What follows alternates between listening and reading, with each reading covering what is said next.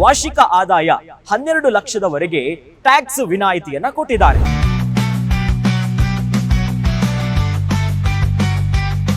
ನಿಮ್ಮ ವಾರ್ಷಿಕ ಆದಾಯ 12 ಲಕ್ಷವನ್ನ ದಾಟಿದ್ರೆ ಟ್ಯಾಕ್ಸ್ ಕಟ್ಟೋದ್ರಲ್ಲಿ ನೀವು ತಪ್ಪಿಸ್ಕೊಳ್ಳೋದಕ್ಕೆ ಸಾಧ್ಯ ಇದೆಯಾ?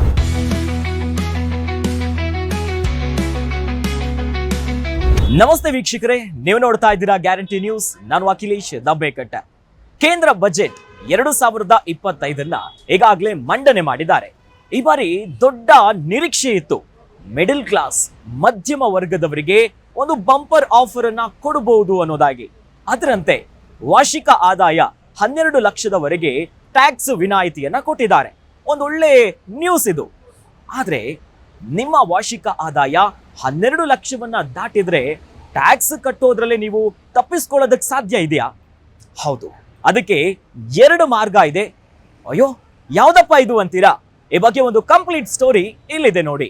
ನಿರೀಕ್ಷೆಯಂತೆ ವಿತ್ತ ಸಚಿವೆ ನಿರ್ಮಲಾ ಸೀತಾರಾಮನ್ ಅವರು ತಮ್ಮ 8ನೇ ಬಜೆಟ್ನಲ್ಲಿ ಮಧ್ಯಮ ವರ್ಗದವರ ಬಹು ಬೇಡಿಕೆಯನ್ನ ನೆರವೇರಿಸಿದ್ದಾರೆ. ಆದಾಯ ತೆರಿಗೆಯ ಹೊರೆಯನ್ನ ಇಳಿಸಿದ್ದಾರೆ. ಅದರಂತೆ 12 ಲಕ್ಷದವರೆಗಿನ ಆದಾಯವನ್ನ ಹೊಂದಿದವರು ಯಾವುದೇ ತೆರಿಗೆಯನ್ನ ಕಟ್ಟುವ ಅವಶ್ಯಕತೆ ಇಲ್ಲ. ಇನ್ನು 4 ಲಕ್ಷವರೆಗಿನ ಆದಾಯಕ್ಕೆ ತೆರಿಗೆ ವಿನಾಯಿತಿಯನ್ನ ನೀಡಲಾಗಿದೆ. ಆದರೆ ಆದಾಯ ತೆರಿಗೆ 12 ಲಕ್ಷ ರೂಪಾಯಿ ದಾಟಿದ್ರೆ ಶೇಕಡ 15 ತೆರಿಗೆ ವ್ಯಾಪ್ತಿಗೆ ಒಳಪಡಬೇಕಾಗುತ್ತೆ. ಹೊಸ ತೆರಿಗೆ ಪದ್ಧತಿಯ ಇನ್ನೊಂದು ವಿಶೇಷವೆಂದ್ರೆ ಇಲ್ಲಿ ವೇತನದಾರರು ಯಾವುದೇ ರಿಯಾಯಿತಿ ಹಾಗೂ ವಿನಾಯಿತಿಯನ್ನ ಕೇಳುವಂತಿಲ್ಲ. ಆದರೆ ಈ ನಿಯಮದ ಹೊರತಾಗಿಯೂ ಕೇಂದ್ರ ಸರ್ಕಾರ ತೆರಿಗೆ ವೇತನದಾರರಿಗೆ 2 ಅವಕಾಶಗಳನ್ನ ನೀಡಿದೆ.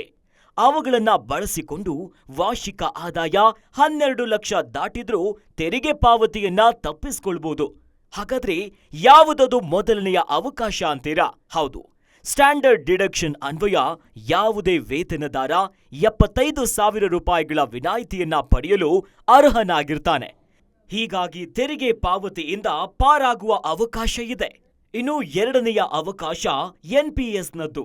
ಈ ರಾಷ್ಟ್ರೀಯ ಪಿಂಚಣಿ ಯೋಜನೆಯ ಅಡಿ ಒಂದು ವೇಳೆ ವೇತನದಾರರು ತಮ್ಮ ವೇತನದಿಂದ ಪಿಂಚಣಿ ಯೋಜನೆಗೆ ಹಣವನ್ನ ಪಾವತಿಯನ್ನ ಮಾಡ್ತಾ ಇದ್ರೆ ಆ ಹಣವನ್ನ ಆದಾಯದಿಂದ ಕಡಿತ ಮಾಡಬಹುದು.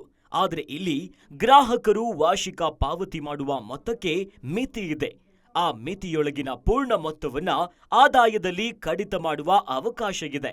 ಹೀಗೆ 2 ಅವಕಾಶಗಳನ್ನ ಬಳಸಿಕೊಂಡು ವೇತನದಾರರು ತಮ್ಮ ಆದಾಯದ ಮಿತಿಯನ್ನ 12 ಲಕ್ಷ ರೂಪಾಯಿನೊಳಗೆ ಇರಿಸಿಕೊಂಡು ತೆರಿಗೆ ಪಾವತಿಯಿಂದ ಬಚಾವಾಗಬಹುದು.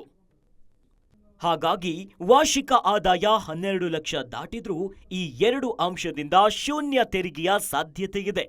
ಸ್ಟ್ಯಾಂಡರ್ಡ್ ಡಿಡಕ್ಷನ್ ಮತ್ತು NPS ಬಳಕೆ ಮಾಡಿಕೊಂಡು ತೆರಿಗೆಯ ಇಳಿಕೆಯ ಅವಕಾಶ ಇದೆ. ಅಂದಹಾಗೆ 2025 ಬಜೆಟ್ನಲ್ಲಿ ನಿರ್ಮಲಾ ಸೀತಾರಾಮನ್ ಅವರು ಮಧ್ಯಮ ವರ್ಗದವರಿಗೆ ರಿಲೀಫ್ ಅನ್ನ ನೀಡಿದ್ದಾರೆ. 12 ಲಕ್ಷ ರೂಪಾಯಿ ಒಳಗಿನ ವಾರ್ಷಿಕ ಆದಾಯವನ್ನ ಪಡಿತಾ ಇರೋರಿಗೆ ಆದಾಯ ತೆರಿಗೆ ಪಾವತಿಸುವ ಅವಶ್ಯಕತೆ ಇರುವುದಿಲ್ಲ. ಹೊಸ ಟ್ಯಾಕ್ಸ್ ರೆಜಿಮ್ನಲ್ಲಿ 4 ಲಕ್ಷರೊಳಗಿನ ಆದಾಯಕ್ಕೆ ವಿನಾಯಿತಿಯನ್ನ ನೀಡಲಾಗಿದೆ. ಇನ್ನು 24 ಲಕ್ಷ ರೂಪಾಯಿ ಮೇಲ್ಪಟ್ಟ ಆದಾಯಕ್ಕೆ ಗರಿಷ್ಠ 30% ತೆರಿಗೆಯನ್ನ ಹಾಕಲಾಗಿದೆ. ನೋಡಿದ್ರಲ್ಲ ವೀಕ್ಷಕರೇ, ಇವೆರಡು ಮಾರ್ಗವನ್ನ ಅನುಸರಿಸಿದ್ರೆ ಟ್ಯಾಕ್ಸ್ ಅನ್ನ ಕಟ್ಟೋದ್ರಲ್ಲಿ ನಿಮ್ಗೆ ದೊಡ್ಡ ಅವಕಾಶಗಳಿದೆ. ಇನ್ನಷ್ಟು ಸುದ್ದಿಗಳಿಗಾಗಿ ನೋಡ್ತಾ ಇರಿ ಗ್ಯಾರಂಟಿ ನ್ಯೂಸ್. ಸುದ್ದಿ ಖಚಿತ, ನ್ಯಾಯ ನಿಶ್ಚಿತ. ಗ್ಯಾರಂಟಿ ನ್ಯೂಸ್, ಸುದ್ದಿ ಖಚಿತ, ನ್ಯಾಯ ನಿಶ್ಚಿತ.